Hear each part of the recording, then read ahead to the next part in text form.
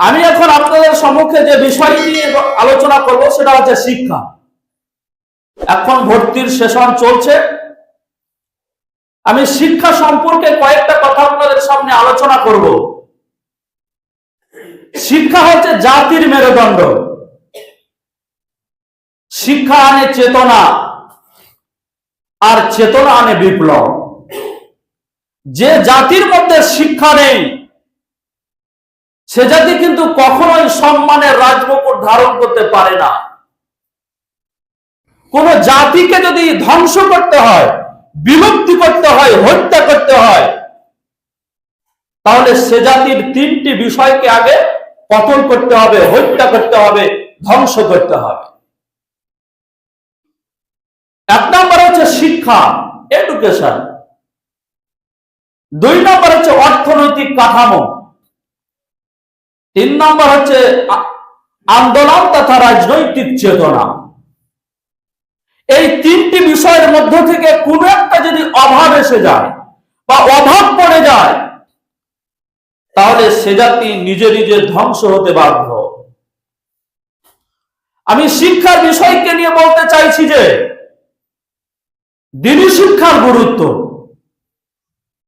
দিন কাকে বলে এটা আপনাদেরকে প্রথমত জানতে হবে। দয়ে বয়ে দীর্ঘই দন্তন দিন মানে ইসলাম, এই কথাটা আপনাকে আগে জানতে হবে। ধরুন শিক্ষক মশাই ক্লাসে ইতিহাস বই পড়াচ্ছেন, বিষয়টা হচ্ছে মহেঞ্জোদারো হরপ্পা সভ্যতা। পড়ার শেষে শিক্ষক মশাই একজন ছাত্রকে দাঁড়িয়ে বলছেন, আচ্ছা বলুন তো মহেঞ্জোদারো হরপ্পা সভ্যতা কোথায় অবস্থিত? একজন ছাত্র দাঁড়িয়ে বলল, জি স্যার, বইয়ের 17 পাতায় মহেঞ্জোদারো হরপ্পা সভ্যতা অবস্থিত। আমরা দ্বীন ইসলামটাকে এইরকম ভাবে বুঝে নিয়েছি। দ্বীন ইসলামটাকে এইরকম ভাবে বুঝলে চলবে না। দ্বীনের কয়েকটা অর্থ আছে, যেমন আবিধানিক অর্থে, আবিধানিক অর্থ হচ্ছে প্রতিদান বা অনুগত। আর পারিভাষিক অর্থে আমরা দ্বীনকে কয়েকটা ভাগে ভাগ করতে পারি, প্রতিদান, অনুগত্য বা অনুগত্যের বিধান, সমাজ ব্যবস্থা বা রাষ্ট্রীয় ব্যবস্থা। আবার দ্বীন দুই প্রকার, একটা হচ্ছে দ্বীনে হক আর একটা হচ্ছে দ্বীনে বাতিল। দ্বীনে হক কোনটা, দ্বীনে ইসলাম কোনটা? দ্বীনে ইসলাম হচ্ছে সেটাই আল্লাহ এবং আল্লাহর আমার বা আপনার জন্ম থেকে নিয়ে মৃত্যু পর্যন্ত আল্লাহ এবং আল্লাহ রাসূলের জীবন মোতাবিক যেটা পরিচালিত হচ্ছে বা পরিচালিত হয় সেটা হচ্ছে দ্বীনে হক বা দ্বীনে ইসলাম। পক্ষান্তরে আল্লাহ এবং আল্লাহ রাসূলের বহির্ভূত মানে বাহির জীবন যেটা পরিচালিত হয় বা পরিচালিত হচ্ছে সেটা হচ্ছে বাতিল দিন, সেটা হচ্ছে নাহক দিন। দ্বীনে হককে বোঝার পাশাপাশি যদি আপনি দ্বীনে বাতিলকে না বুঝেন, তাহলে আপনি দ্বীনি শিক্ষার গুরুত্বটা আপনি বুঝতে পারবেন না। আজকে আমাদের মধ্যে একটা বড় ভুল ধারণা আছে যে আজকে আমরা বলে থাকি যে মসজিদ, মক্তব, মাদ্রাসাতে পড়তে গেলে দ্বীনি শিক্ষা অর্জিত হয়, ইসলামের শিক্ষা অর্জিত হয়। আর পক্ষান্তরে স্কুল, কলেজ, ইউনিভার্সিটি এই সমস্ত প্রতিষ্ঠানগুলোতে পড়তে গেলে বাতিল শিক্ষা অর্জিত হয়। আমি আপনাদেরকে বলতে চাই, ভালো করে কান খুলে শুনবেন, কোরআন হাদিসের শিক্ষার পাশাপাশি যদি সায়েন্স গণিতের শিক্ষা না থাকে, সায়েন্স গণিতের শিক্ষা যদি না করা হয়, তাহলে সে শিক্ষাটা অপূর্ণাঙ্গ শিক্ষা হবে। সে শিক্ষাটা অসম্পূর্ণ শিক্ষা হবে।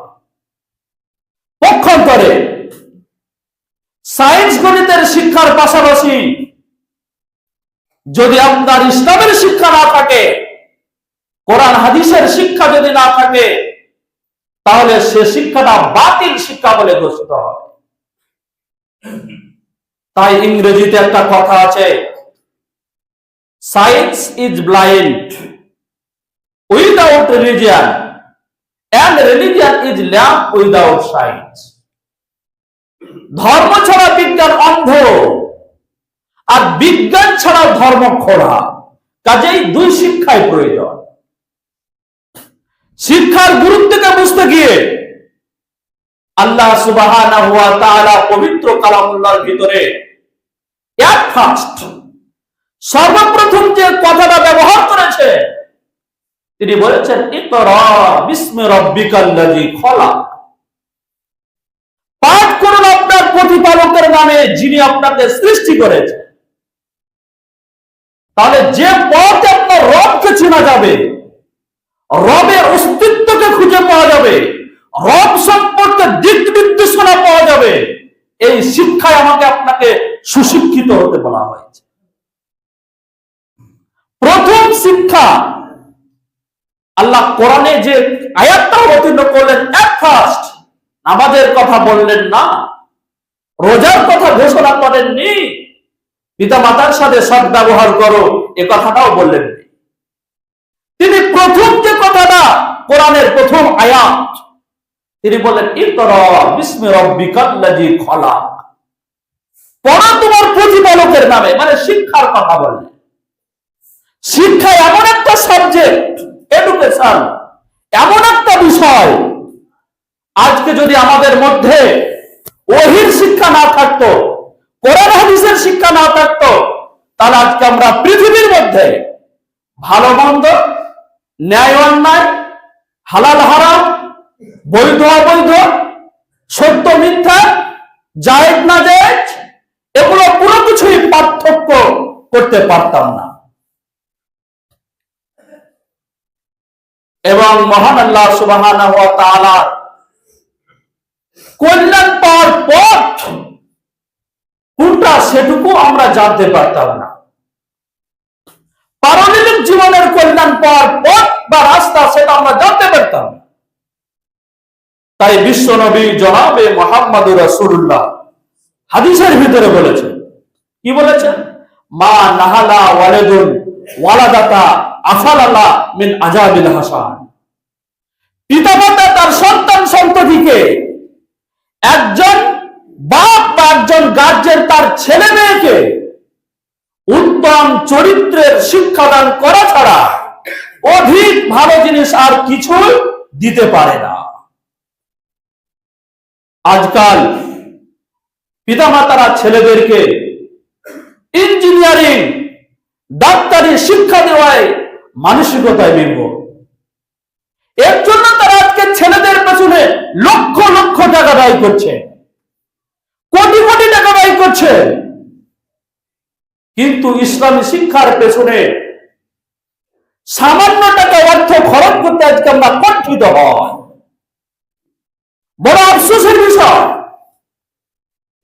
এই ধরনের শিক্ষিত যুবকেরা আজকে এমএ, এমএসসি, ইঞ্জিনিয়ারিং, ডাক্তারি, মাস্টারি পাস করে আজকে তারা পবিত্র কলেমাটাকে সঠিকভাবে পড়তে পারে না। লা ইলাহা ইল্লাল্লাহ এটা সঠিকভাবে পড়তে পারে না। এবং মহান আল্লাহ সুবহানাহু ওয়া তাআলা সৃষ্টিকর্তার যে স্বরূপ, তার যে গুণাবলী, তার যে বৈশিষ্ট্য, আমরা কোথা থেকে এসেছি, শেষ পর্যন্ত আমরা কোথায় পড়তে পড়তে ভাবো, মানে কোথায় ফিরে যাব, এই বোধটুকু তাদের শিক্ষায় জুটেনি।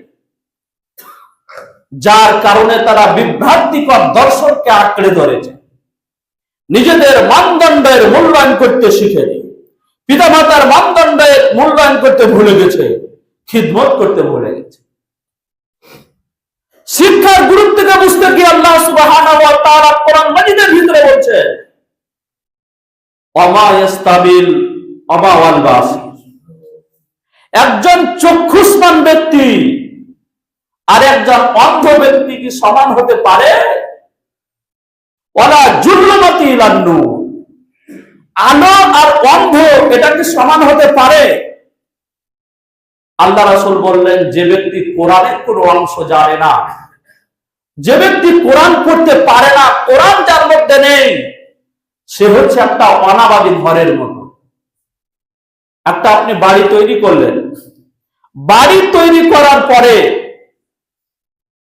যদি আপনি ওই বাড়িতে বসবাস না করেন, নিশ্চয় আপনার ওই বাড়িতে কুকুর, শিয়াল, বিড়াল, আরশোলা, সাপ, বিচ্ছু এই ধরনের হিংস্র প্রাণী, পশু প্রাণী যারা আছে তারা বসবাস করবে আপনার বাড়িতে।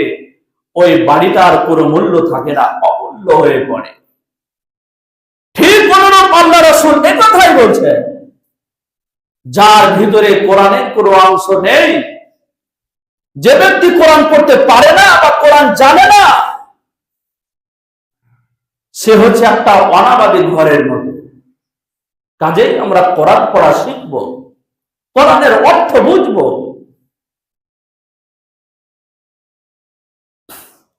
সে হচ্ছে একটা অনাবাদী ঘরের মতো, আল্লাহ রাসূল বললেন। তারপর আজকাল বর্তমান যুগের মুসলিম যুবকেরা ইসলামী শিক্ষাকে পরিহার করে পাশ্চাত্য ও নগ্ন সভ্যতাকে আঁকড়ে ধরে তারা পশুত্বে ডুব দিচ্ছে। পথহারা দেশহারা জাতির ন্যায় দুনিয়ার ঘূর্ণিপাতে তারা পড়ে আজকে হাবুডুবু খাচ্ছে।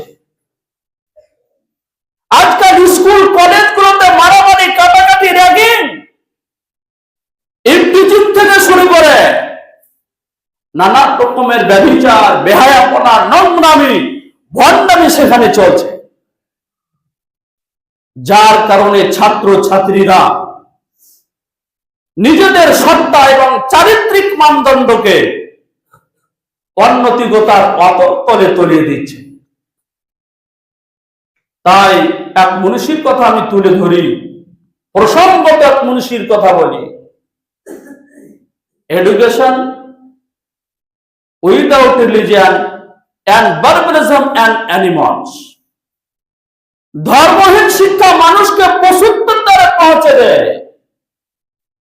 যে শিক্ষায় আপনার ধর্ম নাই, কোরআন হাদিসের শিক্ষা না, সেই শিক্ষাটা আপনাকে পশুত্বের দ্বারা পৌঁছে দেবে। দেখবেন আপনারা 5 ভাই 3 ভাই, এক ভাই যদি আপনার টাকাতে বেশি হয়ে যায়, সম্পদে বেশি হয়ে যায়, সেই ভাইকে আর তাকিয়ে দেখবে না, পশুর মতো আচরণ করবে। তাহলে যে শিক্ষা, যার মধ্যে ইসলামের শিক্ষা নাই, মানে ধর্মহীন শিক্ষা মানুষকে পশুত্বের দ্বারে পৌঁছে দেয়। আমি আমার বক্তব্যের বিষয় আর দীর্ঘায়িত না করে উপসংহারে কথা বলতে চাইছি যে শিক্ষা মানুষকে অন্তর্নিহিত সমস্ত সৌন্দর্য ও পূর্ণতার বিকাশ সাধন করে, সেটাই হচ্ছে উত্তম শিক্ষা। যে শিক্ষা নৈতিক চরিত্র গঠনে সহায়তা করতে পারে, সেটাই হচ্ছে উত্তম শিক্ষা। যে শিক্ষা একতা বিশ্বাস ও শৃঙ্খলা আনয়ন করে, সেটাই হচ্ছে উত্তম শিক্ষা। যে শিক্ষা বিপুল আনন্দ উদ্দীপনা দিয়ে ভবিষ্যৎ বংশধরদের মানুষ হওয়ার পথ বাতলে দিতে পারে, সেটাই হচ্ছে উত্তম শিক্ষা। যে শিক্ষা আকাশ বাতাস প্রকম্পিত করে তাওহীদের বাণী দিকে দিকে ছড়িয়ে দিতে পারে, সেটাই হচ্ছে ইসলামের শিক্ষা। যে শিক্ষা আল্লাহর সৃষ্টিত্ব উদ্ঘাটন করে মানব জাতিকে সুখ ও সমাজের পথে নিয়ে যেতে পারে, সেটাই হচ্ছে ইসলামের শিক্ষা, বা সেটাই হচ্ছে উত্তম শিক্ষা। যে শিক্ষা জড়জগৎ এবং আধ্যাত্মিক জগতে পার্থক্য নির্ণয়ে সক্ষম এবং সঠিক পথে দিশা দিতে পারে, সেটাই হচ্ছে ইসলামের শিক্ষা। এই শিক্ষায় আমাকে আপনাকে শিক্ষিত হতে হবে।